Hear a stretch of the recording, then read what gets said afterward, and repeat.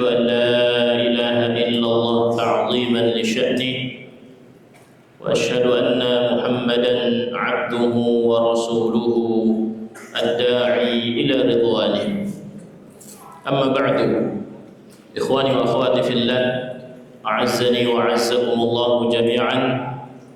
Alhamdulillah, kita bersyukur kepada Allah Subhanahu wa taala di malam hari ini kita semua bisa menunaikan salat maghrib berjamaah dan kita lanjutkan dengan mempelajari ayat-ayat Al-Quran dan hadis-hadis Nabi sallallahu alaihi wasallam yang berkaitan dengan permasalahan akidah. Dan kitab yang kita bahas adalah Al-Mulakhasu fi Syarhi Kitab Tauhid, ringkasan penjelasan kitab Tauhid yang ditulis oleh Syekh Shalih bin Fauzan Al-Fauzan hafizahullah ta'ala. Dan kita masih di bab tentang riya. Bab ma jaa fi riya, bab tentang riya. Di pertemuan sebelumnya kita sudah bahas ayat yang ada dalam surat Al-Kahfi ayat 110.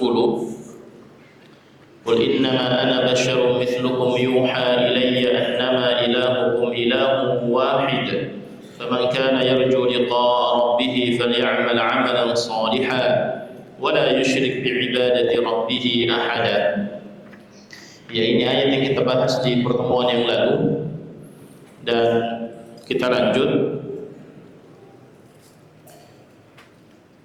Qala al-muallif wa 'an Abi Hurairah radhiyallahu anhu marfu'an qala Allah ta'ala ana aghna asy-syuraka'i 'ani asy-syirk man 'amila 'amalan asyraka ma'i fihi ghairi taraktuhu wa syirkahu. Diriwayatkan dari Abu Hurairah radhiyallahu anhu secara marfu' bahwasanya Allah Subhanahu wa taala berfirman, berarti hadisnya hadis qudsi. Hadisnya adalah hadis qudsi. Para ulama berbeda pendapat apakah hadis qudsi itu lafaz dan maknanya dari Allah ataukah lafaznya dari Nabi sallallahu alaihi wasallam dan maknanya dari Allah Subhanahu wa taala. Para ulama berbeda pendapat dan Syekh Muhammad bin Shalih Al-Utsaimin lebih menguatkan pendapat bahwa makna hadisnya dari Allah dan lafaznya dari Nabi sallallahu alaihi wasallam. Karena kalau lafaz dan maknanya dari Allah berarti tidak ada bedanya antara hadis qudsi dan Al-Qur'an. Karena Al-Quran lafaz dan maknanya dua-duanya dari Allah Subhanahu wa ta'ala. Al-muhim hunaka khilaf. Ada perbedaan pendapat di antara para ulama tentang hadis qudsi. Dan hadis ini adalah hadis qudsi yang diriwayatkan oleh Imam Muslim, Ibnu Majah dan juga oleh Ibnu Khuzaimah. Allah Subhanahu wa taala berfirman, "Ana aghna asy-syuraka'i 'ani asy-syirk." Ya, aku adalah zat yang maha kaya terhadap syirik, terhadap kongsian atau orang yang ikut bersamaku. Jadi Allah Subhanahu wa taala tidak butuh yang lain. Kemudian Allah mengatakan man 'amila 'amalan asyraka ma'iya fihi ghairi. Siapa saja yang melakukan satu amalan dan dia mempersekutukanku dalam amalan tersebut dengan yang lainnya, taraktuhu wa syirkahu, maka aku tinggalkan dia dan aku juga tinggalkan kesyirikannya. Artinya amalnya tidak diterima oleh Allah Subhanahu wa ta'ala.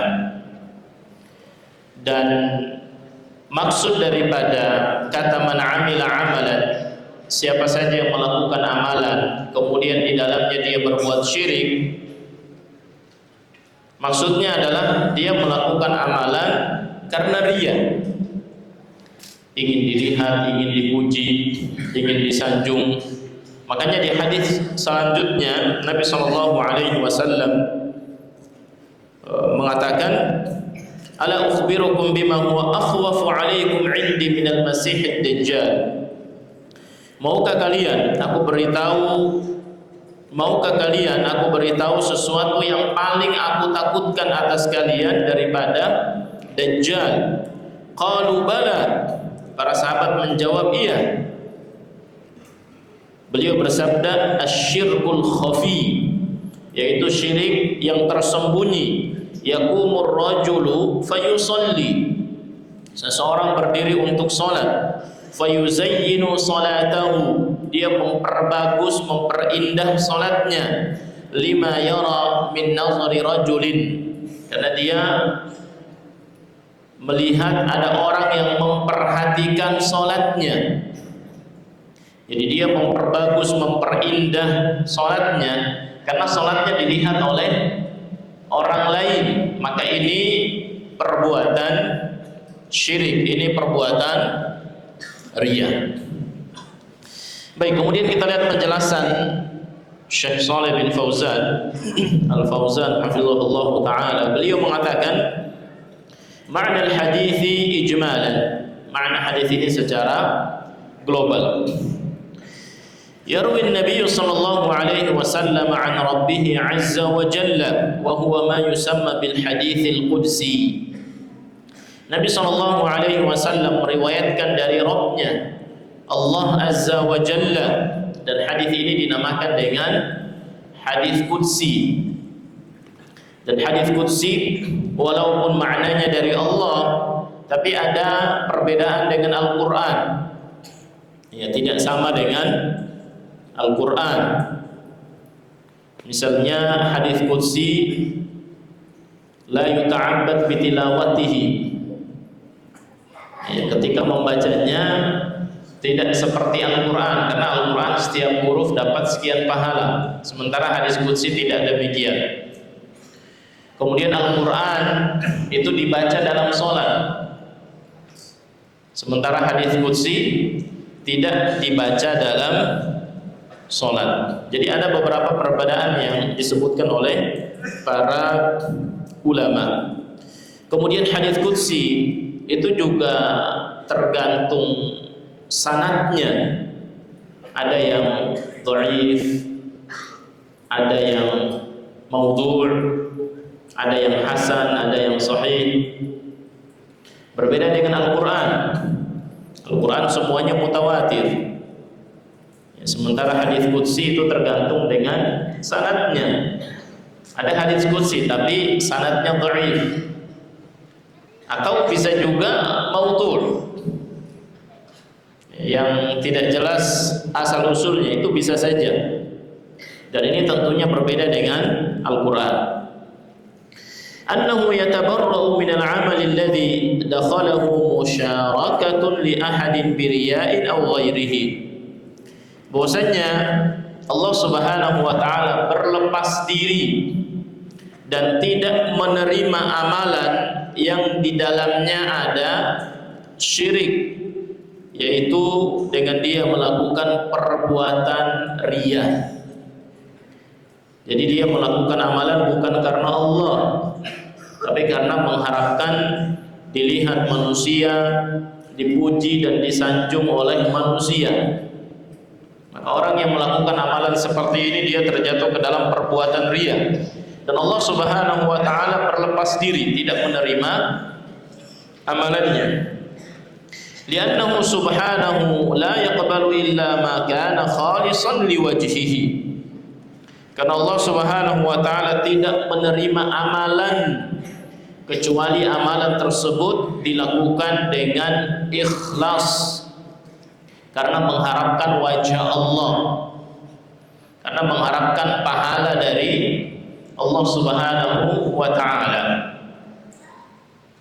Jadi kalau seseorang melakukan amalan tidak berharap pahala, tidak berharap wajah Allah, tapi berharap dilihat oleh manusia, berharap dipuji dan disanjung oleh manusia, maka amalan tersebut tidak diterima oleh Allah Subhanahu wa taala. Dan kita semua tahu syarat diterimanya amalan itu ada berapa? Syarat diterimanya amal ada berapa? 2. Yang pertama ikhlas, yang kedua al-mutaba'ah. Harus ikhlas dalam beramal, yang kedua harus mengikuti contoh dari Nabi sallallahu alaihi wasallam. Seseorang yang melakukan amalan benar-benar mencontohi Nabi tapi tidak ikhlas, tidak diterima oleh Allah. Atau sebaliknya, seseorang yang ikhlas tapi tidak mengikuti contoh dari Nabi, maka amalannya juga tidak diterima. Maka dua-dua ini harus ada, harus jalan bersama. Yaitu seseorang harus ikhlas dalam beramal, kemudian yang kedua harus mengikuti contoh dari Nabi sallallahu alaihi wasallam. Nah, orang yang beramal karena tidak ikhlas, ingin dilihat manusia, ingin dipuji manusia, maka dia terjatuh ke dalam kesyirikan. Sementara Allah Subhanahu wa taala memerintahkan kita untuk ikhlas. Allah mengatakan wa ma umiru illa liya'budullaha mukhlishina lahuddin. Tidaklah orang-orang mukmin itu diperintahkan melainkan mengikhlaskan agama hanya untuk Allah Subhanahu wa taala. Di ayat yang lain juga Allah mengatakan qul inna salati wa nusuki wa mahyaya wa mamati lillahi rabbil alamin. Katakanlah sesungguhnya salatku, ibadahku, hidup dan matiku semuanya untuk Allah. Tidak boleh untuk manusia. Tidak boleh karena ingin dilihat manusia, ingin dipuji manusia. Maka yang seperti ini tidak boleh. Kalau dia melakukan itu, dia melakukan amalan karena ingin dilihat, ingin dipuji, maka tidak akan diterima oleh Allah Subhanahu wa taala. Baik, kemudian penulis mengatakan munasabatu dzikrihi fil bab. Ya, apa kaitannya hadis ini disebutkan oleh penulis dalam bab riya? Beliau mengatakan annahu yadullu ala adami qabulil amal alladhi dakhalahu riya'un aw ghairuhu min anwa'i syirik. Bahwa hadis ini sebagai dalil, sebagai landasan bahwa amalan seseorang tidak akan diterima oleh Allah apabila amalan tersebut terdapat riya di dalamnya atau terdapat perbuatan syirik di dalamnya. Jadi amalan seseorang tidak diterima oleh Allah. Kalau tidak diterima oleh Allah, percuma dia sudah capek-capek beramal tapi amalannya tidak diterima oleh Allah Subhanahu wa taala. Apalagi kalau amalannya besar. Ya, seperti amalan haji, itu kan amalan yang besar, yang butuh dana tidak sedikit, butuh pelaksanaan berhari-hari dan butuh tenaga yang kuat. Tapi kalau dia haji bukan karena Allah, bukan mencari keridhaan Allah, dia hanya mengharapkan pujian, sanjungan, mengharapkan status sosial di masyarakat,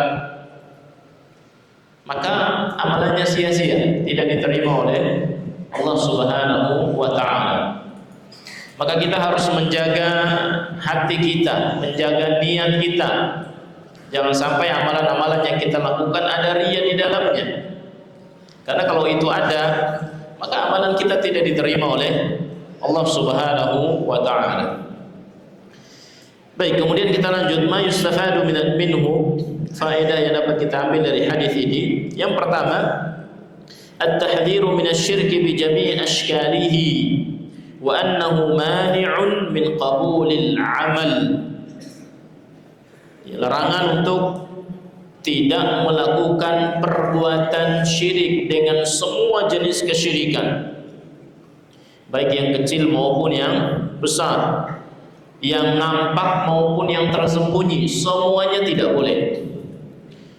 Wa annahu mani'un min qabulil amal, dan syirik itu menjadi penghalang diterimanya amalan seseorang. Kalau syirik kecil itu menghilangkan pahala amalan yang di dalamnya ada syirik kecil. Tapi kalau syirik besar itu menghilangkan semua amalan-amalan yang lain. Ini menunjukkan bahayanya syirik. Kalau ada orang beramal soleh dari sejak dia balik, usia 14-15 tahun dia balik, sampai dia berusia 70 tahun misalnya. Kemudian sebelum dia meninggal dia melakukan perbuatan syirik besar. Dia melakukan perbuatan syirik besar. Di usia yang ke-71 dia meninggal dan dia tidak bertaubat dari perbuatan syirik besarnya, maka semua amalan yang dia lakukan itu hilang pahalanya. Semuanya dari saat dia balik sampai usia 71, semua amal saleh yang dilakukan itu hilang. Dan ini menunjukkan bahayanya syirik.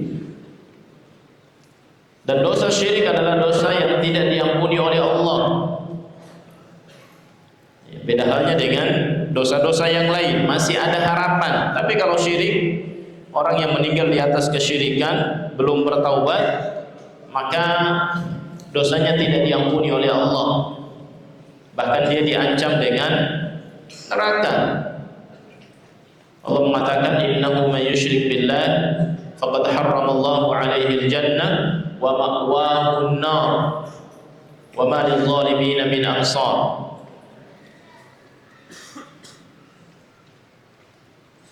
Kemudian di ayat yang lain juga Allah mengatakan,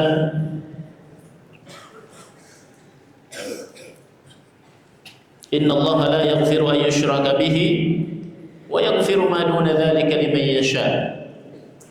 Allah tidak akan mengampuni dosa syirik dan Allah mengampuni dosa-dosa yang lain selain syirik bagi siapa saja yang Allah kehendaki. Jadi dosa syirik ini dosa yang sangat berbahaya. Kemudian yang kedua, wujubu ikhlasil amali lillah min jami'i syawaibis syirik. Ya, wajib bagi kita untuk mengikhlaskan semua amalan kita. Semuanya harus ikhlas. Harus ikhlas. Dan yang tahu kita ikhlas atau tidak itu hanya kita dengan Allah. Bisa jadi ada dua orang yang melakukan amalan yang sama, tapi yang satu ikhlas, yang satu riya. Yang satu ikhlas, amalannya diterima. Yang satu lagi riya, amalannya tidak diterima. Padahal mereka melakukan amal soleh yang sama. Kita nggak bisa menilai itu. Kita nggak tahu mana yang ikhlas, mana yang riya. Kita nggak tahu. Karena ini berkaitan dengan hati seseorang, berkaitan dengan keinginan yang ada di dalam hati seseorang. Yang tahu dia ikhlas atau tidak, yang tahu dia riya atau tidak, itu dirinya sendiri. Hanya dia dan Allah Subhanahu wa ta'ala yang tahu. Kita hanya bisa melihat secara zahir saja dia melakukan amalan tersebut. Adapun dia ikhlas atau tidak, Allahu a'lam, kita tidak tahu. Itu urusan dia dengan Allah Subhanahu wa ta'ala. Tapi wajib bagi kita untuk mengikhlaskan niat kita dalam semua ibadah yang kita lakukan. Tidak boleh di dalamnya ada riya, ingin dipuji, ingin dilihat, ingin disanjung. Ini tidak boleh. Baik, kemudian yang ketiga, wasfullahi bil ghina. Ya, dalam hadis ini Allah Subhanahu wa ta'ala mensifati dirinya dengan Rabb yang maha kaya. Dan sebenarnya semua amalan yang kita lakukan itu bukan untuk Allah. Allah Subhanahu wa taala itu tidak butuh dengan salat kita, tidak butuh dengan amalan-amalan kita. Allah tidak butuh. Bahkan kalau semua manusia di dunia, dari yang pertama sampai yang terakhir nanti sebelum kiamat, ala afjari qalbi rajulin minkum, dia menjadi, atau semua manusia itu menjadi manusia yang paling durhaka. Semua manusia dari yang pertama sampai yang terakhir, semuanya menjadi orang kafir, semuanya menjadi orang yang durhaka, yang buruk. Maka itu semua tidak akan mengurangi keagungan, kebesaran dan kekuasaan Allah Subhanahu wa taala. Karena Allah tidak butuh dengan ibadah kita. Justru kita sendiri yang butuh dengan ibadah tersebut. Tapi Allah tidak butuh. Bahkan disebutkan dalam hadis, kalau semua manusia menjadi manusia yang paling bertakwa dari yang pertama sampai yang terakhir, itu semua juga tidak akan menambah apapun pada kerajaan Allah Subhanahu wa taala. Tidak menambah apa-apa. Bahkan Allah juga mengatakan kalau semua manusia berkumpul dan semuanya berdoa meminta kepada Allah, dan Allah mengabulkan semua doa-doa manusia, itu tidak mengurangi kekayaan Allah, kecuali bagaikan seseorang yang menyelupkan jarum ke laut kemudian diangkat. Jarum dicelupkan ke laut kemudian diangkat. Nah, yang ada di jarum itu saja yang berkurang. Apakah air lautnya berkurang? Tidak berkurang. Dan ini menunjukkan bahwasanya Allah Subhanahu wa taala Rabb yang Maha Kaya. Allah tidak butuh dengan ibadah hamba-hambanya. Allah tidak butuh dengan salat kita, puasa kita, haji kita, sedekah kita. Allah tidak butuh. Tapi kita sendiri, kita sebagai manusia, kita yang butuh dengan amal-amal tersebut agar kita mendapatkan rahmat Allah Subhanahu wa taala. Dan kalau semua ibadah yang kita lakukan itu ditukar dengan surga, sebenarnya tidak pantas. Ya, karena kenikmatan surga, kenikmatan yang luar biasa.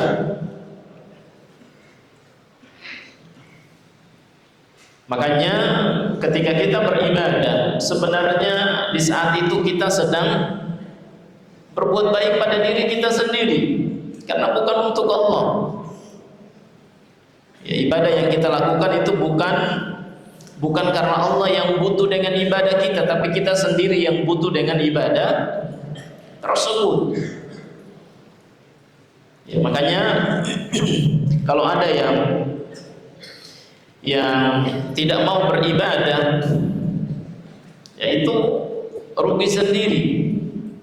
Dia sendiri yang rugi, karena sebenarnya dia yang butuh dengan ibadah, bukan Allah Subhanahu wa taala.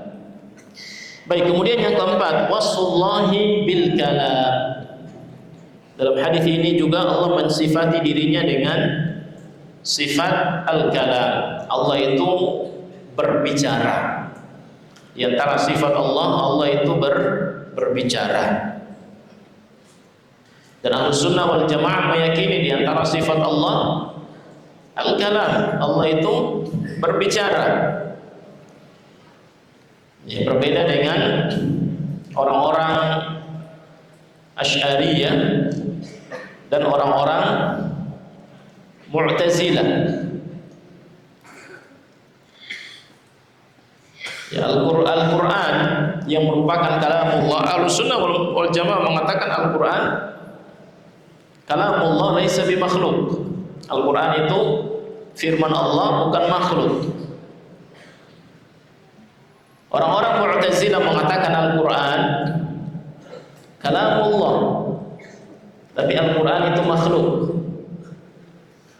Kemudian orang-orang Asy'ariyah mengatakan Al-Quran itu ibaratun an kalamillah. Al-Quran itu bukan kalamullah, tapi ibarah an kalamillah, bentuk ungkapan atas firman Allah. Karena orang-orang Asy'ariyah mengingkari sifat kalam, mengingkari bahwasanya Allah Subhanahu wa taala itu berbicara. Makanya kata para ulama dalam sisi ini Mu'tazilah lebih baik daripada Asy'ariyah.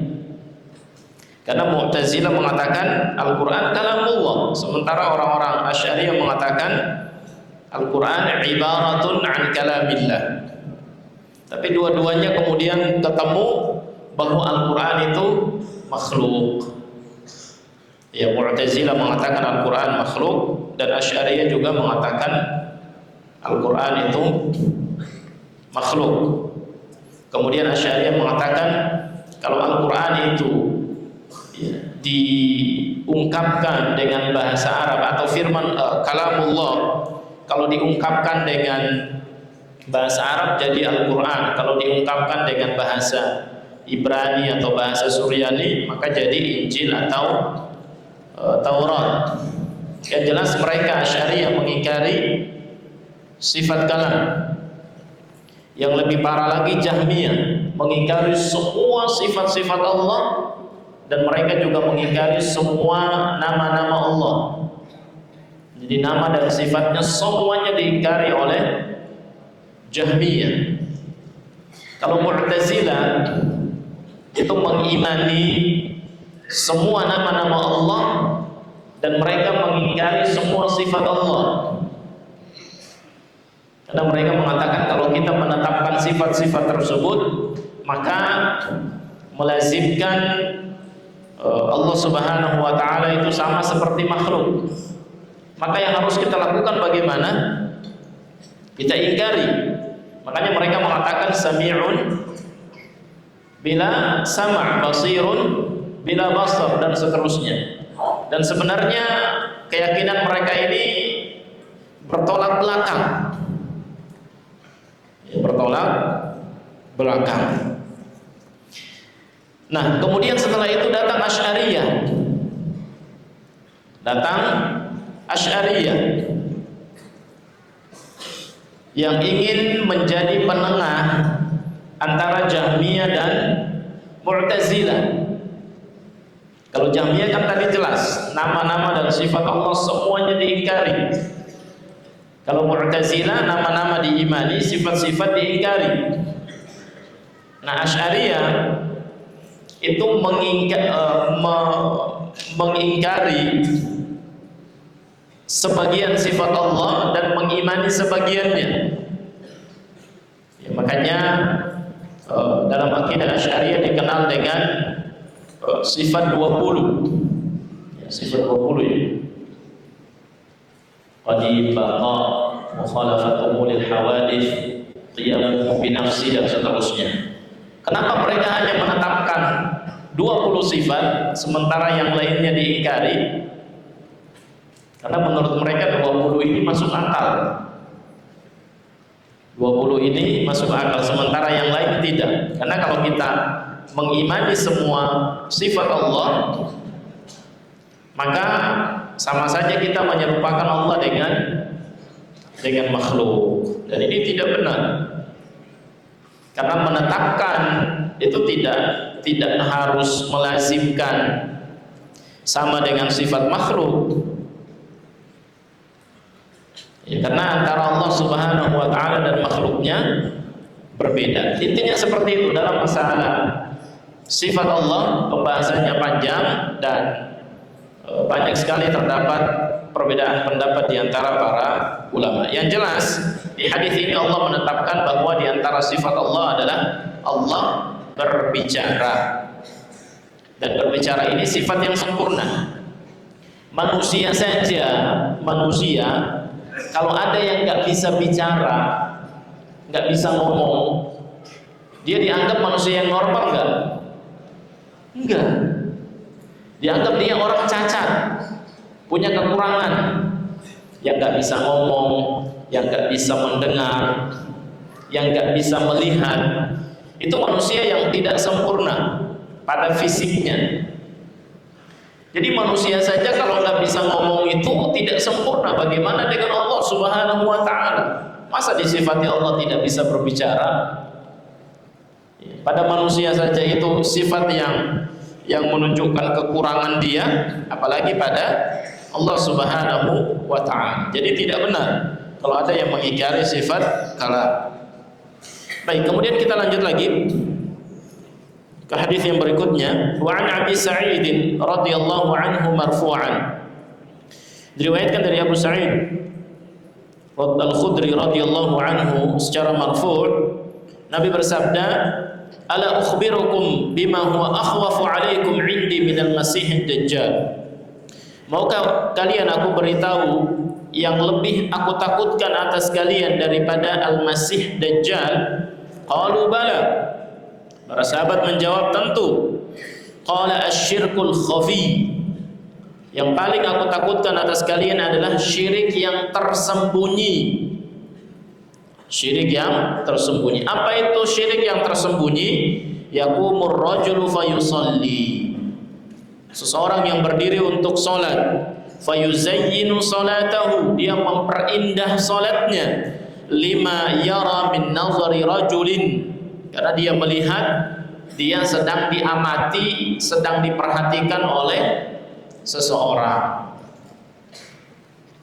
Jadi memperindah, memperbagus salat karena mengetahui ada yang melihatnya dan niatnya nanti supaya dapat pujian, dapat sanjungan, maka dia terjatuh ke dalam perbuatan riya.